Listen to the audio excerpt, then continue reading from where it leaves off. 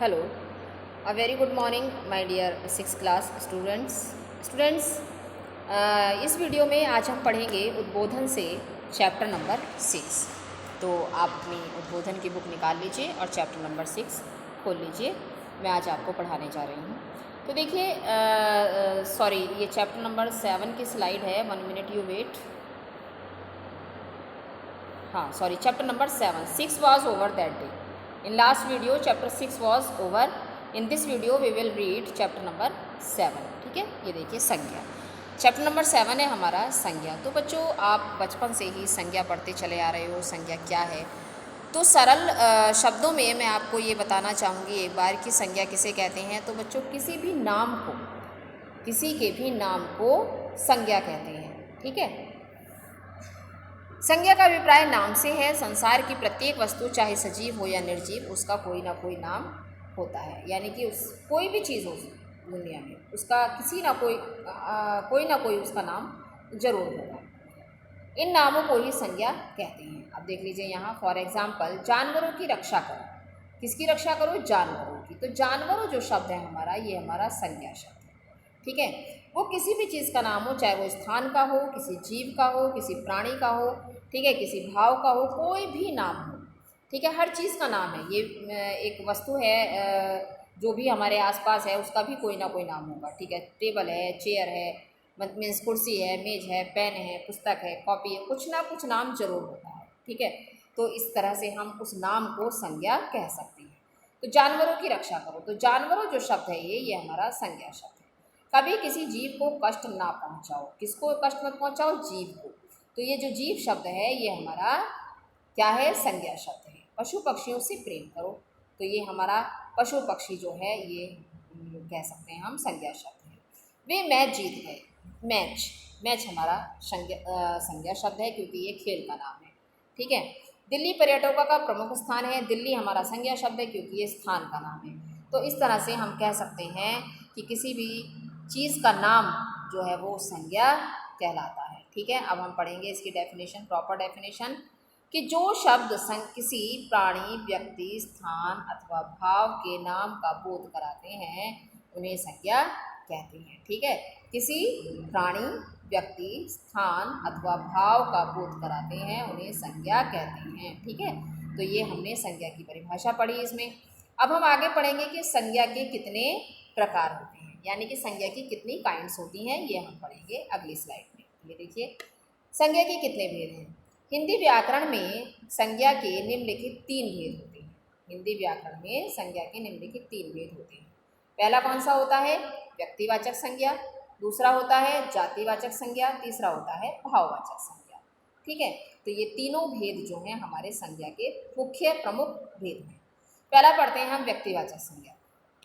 तो व्यक्तिवाचक संज्ञा बच्चों क्या है? देखिए ये लिखा हुआ है आपका, दिख रहा है आपको कि व्यक्तिवाचक संज्ञा किसे कहते हैं? जिन शब्दों में हम किसी विशेष व्यक्ति, स्थान या वस्तु का पता चलता है, जिन शब्दों से हमें किसी विशेष व्यक्ति, स्थान या वस्तु का पता चलता है वो शब्द व्यक्तिवाचक संज्ञा कहलाते हैं, या उन्हें हम व्यक्तिवाचक संज्ञा कहते हैं। कैसे?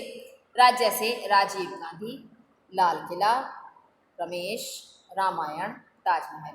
अब पहला उदाहरण आप देखें, राजीव गांधी। राजीव गांधी आप देख सकते हैं, यहाँ लिखा हुआ है आपका कि राजीव गांधी जैसे नेता हैं। ठीक है, तो नेता तो बहुत सारे होते हैं बच्चों, नेता तो बहुत सारे हैं, लेकिन राजीव गांधी एक विशेष नेता का नेम दिया गया है। ये आप देख सकते हैं, एक विशेष नेता का नेम है। लाल किला, लाल किला किसका नाम है? इमारत का नाम। इमारतें तो बहुत सारी होती हैं, लेकिन लाल किला जो है एक विशेष इमारत का नेम दिया गया है। तो इमारत अगर हम यूज़ करेंगे तो वो जातिवाचक संज्ञा हो जाएगा, क्योंकि एक इमारतों की जाति के बारे में बताया जा रहा है। अगर हमने लाल किला शब्द यूज़ किया, यानी कि एक विशेष इमारत का नेम लिया, हमने नाम लिया, तो वो व्यक्तिवाचक संज्ञा हो जाएगा। दूसरा है रमेश। रमेश यानी कि किसी व्यक्ति का नाम है। अगर हम कोई व्यक्ति ऐसे ही कहते हैं, बहुत सारे व्यक्ति हैं, बहुत सारे मनुष्य हैं, ठीक है, वहाँ बहुत सारे आदमी खड़े हैं, तो वो जातिवाचक संज्ञा होगा। लेकिन जब हम नाम ले रहे हैं कोई विशेष, तो रमेश किसी व्यक्ति विशेष का नाम है, तो ये व्यक्तिवाचक संज्ञा होगा। ऐसे ही रामायण आप देखेंगे, रामायण में क्या है? पुस्तक आप कहेंगे तो वो जातिवाचक संज्ञा होगा, लेकिन रामायण एक विशेष पुस्तक का नाम है, तो यहाँ व्यक्तिवाचक संज्ञा होगा। ठीक है, इस तरह से हम पढ़ सकते हैं कि जब कभी हम किसी विशेष स्थान का नाम लें, किसी विशेष व्यक्ति का नाम लें, किसी विशेष वस्तु का नाम लें, तो वो किसी विशेष स्थान का नाम लें, तो वो क्या कहलाते हैं? व्यक्तिवाचक संज्ञा कहलाती है। अब हम देखेंगे नेक्स्ट, दूसरा है जातिवाचक संज्ञा। हालांकि जातिवाचक संज्ञा में अभी आपको व्यक्तिवाचक संज्ञा के साथ ही बता चुकी हूँ, लेकिन फिर भी हम पढ़ते हैं कि वे शब्द जो एक ही प्रकार के, यानी कि एक ही प्रकार के प्राणियों, वस्तुओं आदि की जानकारी देते हैं या जाति का बोध कराते हैं। एक ही प्रकार के यानी कि जैसे हम कहेंगे कि मनुष्य, वही मैंने आपको उदाहरण दिया था अभी, मनुष्य यानी कि कोई भी मनुष्य हो सकता है। और अगर हम नाम लिख दें स्पेशल महेश, रमेश, कुछ भी नाम लिख दें तो वो व्यक्ति विशेष हो गया, तो वो व्यक्तिवाचक हो जाएगा। और यहाँ मनुष्य लिखा है तो हम यहाँ कह सकते हैं कि ये हमारा जातिवाचक है। देश, देश में कोई सा भी देश हो सकता है, तो देश एक जाति के बारे में बता रहा है, देश की, ठीक है। अगर हम कहें किसी विशेष देश का नाम ले लें, भारत लिख दें, तो वो व्यक्तिवाचक हो जाएगा। और अगर हम लिख रहे हैं देश, तो वो कौन सा होगा? हमारा होगा वो जातिवाचक संज्ञा, ठीक है। लड़की, कोई सी भी लड़की हो सकती है ना, बहुत सारी लड़कियां कोई सी भी हो सकती है, तो ये हमारा लड़की हो जाएगा जातिवाचक। नदी, नदी मीन्स कोई सी भी नदी हो सकती है, गंगा, जमुना, ब्रह्मपुत्र, कावेरी, हम नाम नहीं ले रहे हैं किसी का, नदी, गंगा, तो हम क्या होगा? ये जातिवाचक संज्ञा में आएगा। और हम विशेष किसी का नाम ले दें, गंगा, यमुना, कावेरी, रावी, कुछ भी नाम लेंगे तो वो जातिवाचक हो जाता है, ठीक ठीक ठीक है ना। इसके साथ साथ मैं आपको दोनों को ही एक्सप्लेन करती जा रही हूँ। फिर आता है हमारा पुस्तक। वही पुस्तक मैंने अभी आपको समझाया था ऊपर कि पुस्तक है तो जातिवाचक, और रामायण, महाभारत, कुछ भी नाम हम लेंगे तो वो हो जाएगा हमारा व्यक्तिवाचक, ठीक है। ये हम बहुत सारी वस्तुओं के नाम दिए गए हैं, यहाँ आप देख सकते हैं, ये बहुत सारी वस्तुओं के नाम लिखे हैं, तो ये सारी हमारी जातिवाचक संज्ञाएं हैं, ठीक है। पर्वत, पर्वत यानी कि कोई सा भी पर्वत हो सकता है, और मैं किसी विशेष पर्वत का नाम लूँ, हिमालय का लूँ, तो वो क्या हो जाएगा? व्यक्तिवाचक हो जाएगा, ठीक है। फिर हमारा आता है भाववाचक संज्ञा। भाववाचक संज्ञा क्या है बच्चों? वे शब्द जो किसी व्यक्ति अथवा वस्तु के गुण, दोष, स्थिति, कर्म, अवस्था और भाव आदि का बोध कराते हैं, उन्हें भाववाचक संज्ञा कहते हैं। जैसे प्यास, यानी कि भाव का बोध। तो क्या है? प्यास हमारा भाव है, हम इसे देख नहीं सकते, छू नहीं सकते, केवल महसूस कर सकते हैं। तो ये संज्ञा का उदाहरण, सॉरी डेफिनेशन है ये भाववाचक संज्ञा की, कि वो चीज़ जिसे हम केवल महसूस कर सकते हैं वो भाववाचक संज्ञा होती है। तो प्यास हमारी क्या है? भाववाचक संज्ञा है।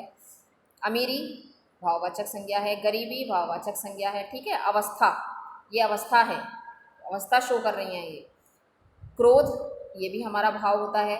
मूर्खता, ये सब चीज़ें हमारी भाववाचक संज्ञा में हैं, याद रखें। अंग्रेजी व्याकरण के प्रभाव के कारण कुछ द्वंद्व संज्ञा के दो भेद और बताए हैं, यानी कि जैसे इंग्लिश में, अंग्रेजी में हमारे जो हैं दो और मटेरियलिस्टिक नाउन, तो ये भी है हमारा मटेरियल नाउन है, इसमें देख लीजिए, दिया गया है यहाँ आप। तो ऐसे ही हमारा हिंदी में आएगा द्रव्यवाचक संज्ञा। उसी के बेस पर इन्होंने दो भेद कुछ हिंदी विद्वानों ने भी संज्ञा के बढ़ा दिए हैं। पहला है द्रव्यवाचक संज्ञा, वे शब्द जो किसी पदार्थ या धातु का बोध कराते हैं, किसी पदार्थ यानी कि द्रव्य का या धातु का बोध कराते हैं, वो शब्द क्या कहलाते हैं? भाववाचक, द्रव्यवाचक संज्ञा कहलाते हैं। ये देखिए आप, उन्हें द्रव्यवाचक संज्ञा कहते हैं। जैसे दूध, घी, मिट्टी, चांदी, लोहा, ऊन, तेल, चावल, कोयला आदि, ये सभी द्रव्यवाचक संज्ञा है। फिर आता है समूहवाचक। समूहवाचक जैसे कि नाम से ही पता चल रहा है कि कोई ग्रुप, ठीक है, कोई भी ग्रुप जिसमें कलेक्टिव नाउन, जिससे पता चल रहा है नाम से ही, यानी कि कोई चीज़ एक साथ कलेक्ट हो, तो वो कहलाती है समुदायवाचक संज्ञा या समूहवाचक संज्ञा। वे शब्द जिनसे किसी समूह अथवा समुदाय का बोध होता है उसे समुदायवाचक संज्ञा कहते हैं। जैसे झुंड, दल, परिवार, सेना, समूह, कक्षा, गुच्छा आदि। तो झुंड से पता चल रहा है कि उसमें एक आध चीज़ नहीं होगी, बहुत सारे एक साथ होंगे तभी वो झुंड होगा, है ना। दल, दल यानी कि बहुत सारी एक साथ होंगे तभी वो दल होगा। परिवार एक का नहीं होता, परिवार में बहुत सारे मेंबर्स होते हैं तब परिवार बनता है। तो यानी कि नाम से ही पता चल रहा है कि ये क्या है? समुदायवाचक या समूहवाचक संज्ञा, ठीक है। नेक्स्ट आता है भाववाचक संज्ञाएं बनाना। देखिए बच्चों, भाववाचक संज्ञाएं 5 प्रकार के शब्दों से बनाई जाती हैं। जातिवाचक संज्ञा से, सर्वनामों से, क्रियाओं से, अव्ययों से। जातिवाचक संज्ञा अभी आपने पढ़ा, तो जातिवाचक शब्दों से, संज्ञा शब्दों से बनाई जाती हैं। फिर आता है सर्वनाम शब्दों से। सर्वनाम शब्द आपको सबको आते हैं कि कौन से होते हैं, ये देख लीजिए, ये सर्वनाम शब्दों से। फिर हमारा आता है क्रिया अव्ययों से। अव्यय सबको पता है किसे कहते हैं, जो जिनमें कोई परिवर्तन नहीं होता। फिर आता है क्रियाओं से, ये क्रियाओं से भी भाववाचक संज्ञाएं बनाई जाती हैं। ठीक है, फिर आता है हमारा जातिवाचक संज्ञाओं से भाववाचक संज्ञा बनाना। अब इन्होंने ये इसके एग्जाम्पल दे दिए हैं, आप इसको देख सकते हैं, पढ़ सकते हैं, क्योंकि सारे ही मैं नहीं पढ़ूंगी, एक एक दो दो मैं आपको एग्जाम्पल पढ़ के बताती हूँ। बालक हमारा जातिवाचक संज्ञा है, फिर हमने उसमें पन जोड़ा तो भाववाचक संज्ञा बन गया बालकपन। ठीक है, और ऐसे ही व्यक्ति है तो इसमें हमने त्व जोड़ा, त्व तो व्यक्तित्व हो गया। मित्र में हमने ता जोड़ा, मित्रता हो गया। इसमें ये प्रत्यय जोड़े जाते हैं, समझ गए, प्रत्यय जोड़े जाते हैं, प्रत्ययों को जोड़कर ये संज्ञाएं बनाई जाती हैं। अब आता है सर्वनामों से। सर्वनाम से भाववाचक संज्ञा कैसे बनाई जाती हैं, एक हमारा सर्वनाम शब्द है, फिर हमने उसमें ता प्रत्यय जोड़ दिया तो एक ता हो गया, पराया पन प्रत्यय जोड़ दिया, पराया पन हो गया। ठीक है, तो इस तरह से हम सर्वनाम शब्दों से भाववाचक संज्ञा बना सकते हैं। अब है विशेषणों से। विशेषण सबको पता है, जो शब्द किसी की विशेषता बताते हैं संज्ञा सर्वनाम शब्दों की, वो विशेषण कहलाते हैं। उसमें भी बच्चों हम प्रत्यय ही जोड़ते हैं। मीठा है, ये हमारा विशेषण है, हमने इसमें आस जोड़ा तो मिठास हो गया। मधुर में हमने ता जोड़ा, मधुरता हो गया। प्रत्यय समझ रहे हैं ना, शब्दांश मूल शब्द के बाद में जो शब्दांश जोड़कर नया शब्द बनाते हैं वो प्रत्यय कहलाते हैं। मधुर में हमने ता शब्दांश जोड़ा तो मधुरता बन गया। हरा यानी कि आली जोड़ा है इसमें हमने तो हरियाली हो गया। लंबा आई जोड़ा तो लंबाई हो गया। तो इस तरह से हम पढ़ सकते हैं। नेक्स्ट वन देखते हैं, क्रियाओं से भाववाचक संज्ञाएं बनाना। अब क्रियाओं से भाववाचक संज्ञा बनाना है, क्रिया शब्दों से, है ना। डूइंग वर्ड्स जो होते हैं हमारे, उनसे कैसे बनेगा कि सुनना है तो वाई हमने जोड़ दिया, सुनवाई हो गया। कमाना है, हमने कमाना शब्द में आई जोड़ा, कमाई हो गया। लगना में आ जोड़ा, लगाव हो गया। इस तरह से ये हम पढ़ सकते हैं सारे ही शब्दों को ध्यान से। तो ये हमारे भाववाचक संज्ञाएं हैं। इसमें क्रिया शब्दों में हमने प्रत्यय जोड़कर भाववाचक संज्ञाएं बनाई हैं। अब हमारा आता है नेक्स्ट एक्सरसाइज पर, हम चलते हैं नेक्स्ट एक्सरसाइज पर। ये देख लीजिए, हमारी इस चैप्टर में बहुत कम एक्सरसाइज है, एक ही एक्सरसाइज है केवल। तो इसमें क्या है ये देखिए, मैं आपको बताती हूँ कि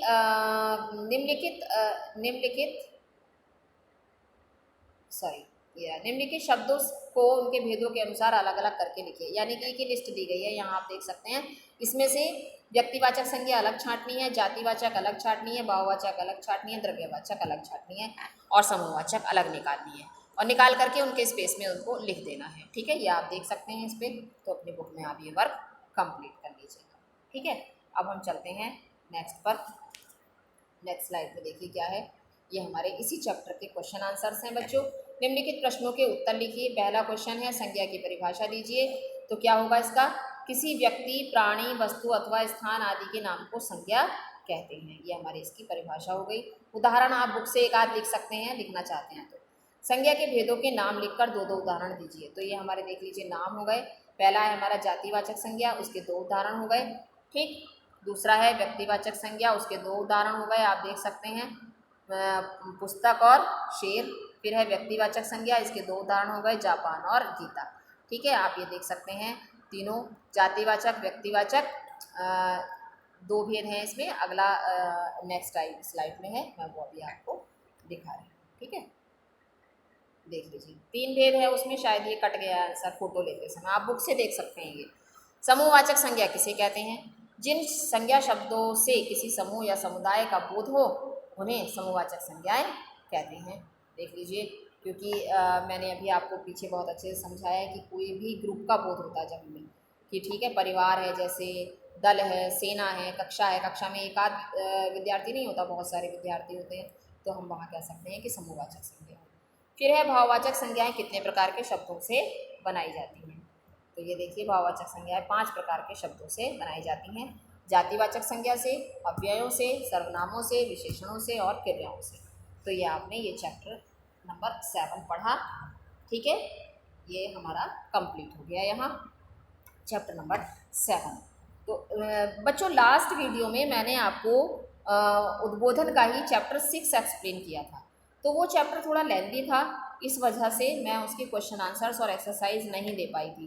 ठीक है, तो मैं अब इस वीडियो में आपको उसके भी क्वेश्चन आंसर्स और एक्सरसाइज दे रही हूँ, देख लीजिए। तो ये है हमारा चैप्टर नंबर 6 के क्वेश्चन आंसर्स। उद्बोधन में शब्द निर्माण, निम्नलिखित प्रश्नों के उत्तर दीजिए। उपसर्ग किसे कहते हैं? जो शब्दांश किसी मूल शब्द के आरंभ में लगकर उसके अर्थ में परिवर्तन ला देते हैं उपसर्ग कहलाते हैं, जैसे निडर। ठीक है, डर में नी जोड़ दिया तो निडर हो गया। प्रत्यय से आप क्या समझते हैं? प्रत्यय से क्या समझते हैं? वे शब्दांश जो मूल शब्द के अंत में लगकर उसके अर्थ को परिवर्तित कर देते हैं प्रत्यय कहलाते हैं। जैसे सूख में जोड़ा हमने आ तो सूखा हो गया। ठीक है, इस तरह से हम ये देख सकते हैं क्वेश्चन आंसर। इसके 2 क्वेश्चन हैं। सर किसे कहते हैं? प्रत्यय से आप क्या समझते हैं? ठीक है, अब हम लेसन 6 के ही अगले क्वेश्चन पर चलते हैं। ये देखिए, प्रत्यय कितने प्रकार के होते हैं? 2 उदाहरण मांगे हैं, तो प्रत्यय 2 प्रकार के होते हैं।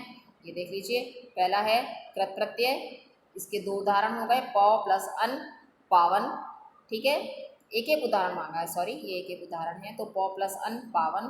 तद्धित प्रत्यय, बच्चा प्लस पन, बचपन। ठीक है, ये दोनों भेद हो गए प्रत्यय के और इनके एक उदाहरण। फिर है समास की परिभाषा दीजिए। समास किसे कहते हैं? शब्दों को छोटा करने की प्रक्रिया को समास कहते हैं। इसमें अच्छा ये क्वेश्चन कट गया है। ये डेफिनेशन बच्चों आप कोई बात नहीं उसमें से लिख लेना बुक में से। ठीक है, इसमें स्लाइड में कट गया ये आंसर।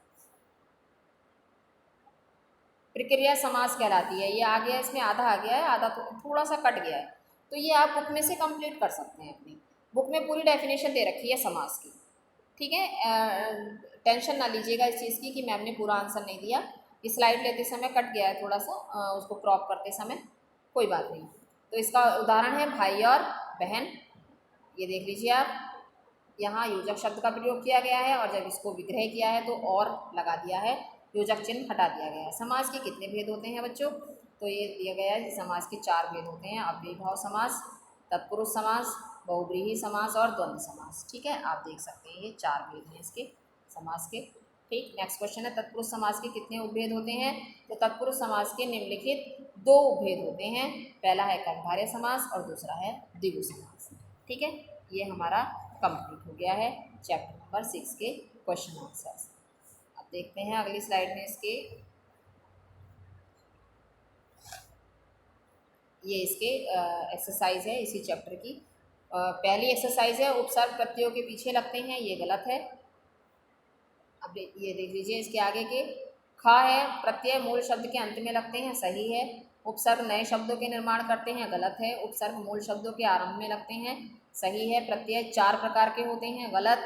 समास के 4 भेद होते हैं, सही। अब हमारा नेक्स्ट आता है निम्नलिखित प्रत्ययों के 2 शब्द बनाइए। गर प्रत्यय से 2 शब्द बनाने हैं, जादूगर, बाजीगर। वान से 2 शब्द बनाने हैं, धनवान, गाड़ीवान। आना शब्द से 2 प्रत्यय लगाकर आना, हमने 2 शब्द बनाए हैं, घराना, रोजाना।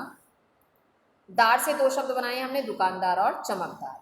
निम्नलिखित शब्दों में उपसर्ग लगाकर शब्द बनाइए। नी प्लस दर, निडर हो गया, ये उपसर्ग हो गया हमारा। इसमें उपसर्ग लगाकर 2 शब्द बनवाए हैं।